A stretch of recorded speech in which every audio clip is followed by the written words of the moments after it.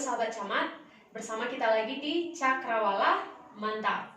Nah, kali ini kita akan melanjutkan materi simple present bagian yang kedua. Bagian yang pertama telah kita bahas di video sebelumnya. Oke? Nah, hari ini kita mau membedakan tentang penggunaan do dan does. Bisa? Do dan does itu fungsinya yang pertama sebagai verb. Verb itu artinya adalah kata kerja. Ketika do, does berperan sebagai kata kerja, maka artinya adalah mengerjakan atau melakukan. Oke, yang kedua sebagai kata kerja bantu atau auxiliary verb. Artinya adalah apakah? Bisa? Yang paling membedakan dari penggunaan do dan does itu terletak kepada subjeknya. Seperti sebelumnya, subjek itu adalah tuju. Nah, untuk subjek I, you, Dewi itu dipasangkan dengan do. Untuk subjek she, he, it itu dipasangkan dengan does. Jangan sampai salah dalam memasangkan subjek ini dengan pasangannya. Oke?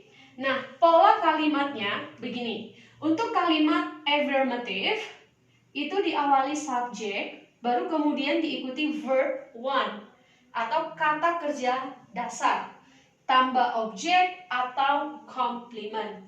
Untuk verb one di materi kali ini kita khusus menggunakan do atau does sebagai kata kerja. Yang negatif subjek diikuti do atau does. Tidak boleh digunakan kedua-duanya, tetapi harus dipilih salah satu sesuai dengan subjeknya. Apabila nanti dalam kalimat kamu menggunakan she, maka kamu harus memilih does. Kalau kalimatnya menggunakan I, maka dia harus dipasangkan dengan do. Baru kemudian diikuti not, baru diikuti verb one. Kemudian selanjutnya objek atau complement. Complement itu adalah pelengkap. Untuk bentuk yang interrogatif atau kalimat tanya diawali dengan do or does. Kemudian diikuti subjek, diikuti verb one, diikuti objek atau complement. Nah, di sini saya akan memberikan satu contoh. Bentuk yang affirmative, saya selalu mengerjakan PR di rumah. Yuk, kita sama-sama menerjemahkan ini ke dalam bahasa Inggris. Saya itu adalah I. Selalu, all, always. Mengerjakan. Mengerjakan itu ada dua, yaitu adalah do atau does. Nah, kita menggunakan yang mana? Itu kita lihat subjeknya. Subjeknya adalah I, maka kita menggunakan do. I always do. PR itu adalah homework. Di rumah, at home. Oke, ini bentuk yang affirmative. Sekarang kita ubah ke bentuk yang negatif. Kita ikutin saja pola kalimatnya. Subjeknya adalah I. I diikuti dengan do atau does. Kalau dia subjeknya I, maka diikuti oleh do atau does? Good. Maka dia harus diikuti do. Berarti di sini adalah I do, baru diikuti not. I do not always.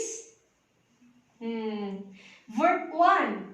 Kebetulan kata kerja di dalam kalimat ini adalah do, mengerjakan. Jadi kita gunakan do. Homework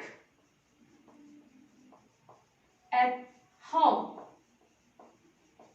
Oke, saya jelasin kenapa di sini menggunakan do, lalu di sini juga ada do. Oke, I do not. Do yang pertama ini dia berperan sebagai auxiliary verb, sebagai kata kerja bantu. Kalau di sini artinya bukan apakah, tetapi dia sebagai kata mengikuti kata not, tidak. Di sini dia do, dia berperan sebagai kata kerja, artinya mengerjakan. Bisa ya? Jadi, I do not always do homework at home. Saya tidak selalu mengerjakan PR di rumah.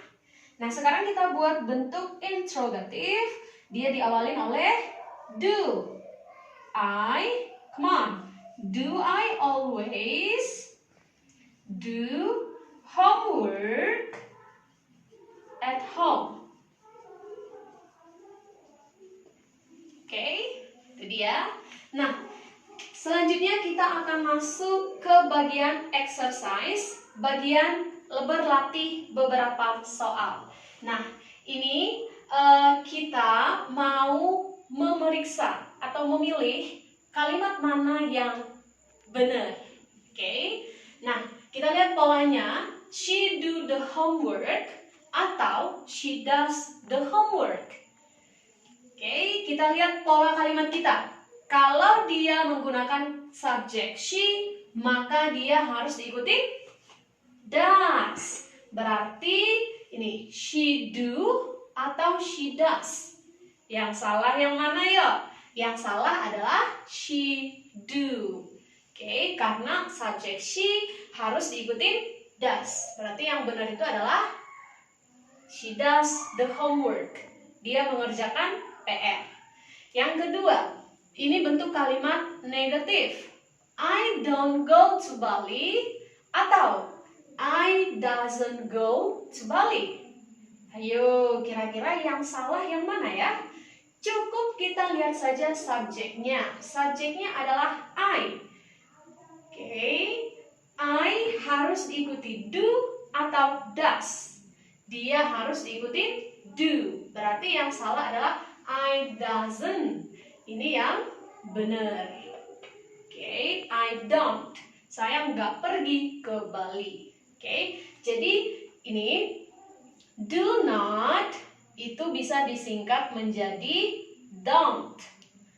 Does not ini bisa disingkat menjadi doesn't. Ini disebut namanya abbreviation. Oke, penyingkatan. Yang ketiga, does I write a novel atau do I write a novel? Coba yang mana yang salah? Oke, langsung kita lihat subjeknya I diikuti does atau do? Great. Untuk I tidak diikuti does, tetapi diikuti do. Right? Number 4, Martha don't like you. Martha doesn't like you. Yang mana yang salah? Martha itu orang ketiga tunggal. Kalau diganti pronounnya menjadi she, berarti she pasangannya adalah don't atau doesn't. Great. Martha itu pasangannya adalah doesn't, bukan don't. Nomor 5. We does our job atau we do our job. Yang benar adalah we does atau we do. Good. Yang benar itu adalah we do. We tidak boleh diikuti does. Selanjutnya, my father doesn't give the money atau my father don't give the money. Yang benar, my father itu kata gantinya adalah he. Berarti my father doesn't atau my father don't. Yuk, yang mana kira-kira? Great. Yang benar itu adalah my father doesn't, bukan my father don't. Right. The last one, do she call you every day atau does she call you every day? Jadi subjeknya adalah she, maka pasangannya do atau does? Good. Oke, she itu pasangannya adalah does. Oke, baik, that's all for today. Bagi kalian yang pengen belajar bahasa Inggris topik lain, bisa di request di komen di bawah nanti. Terima kasih, thank you for watching. Semoga video yang bermanfaat. Jangan lupa di like, di komen, dan di subscribe. See you on the next video.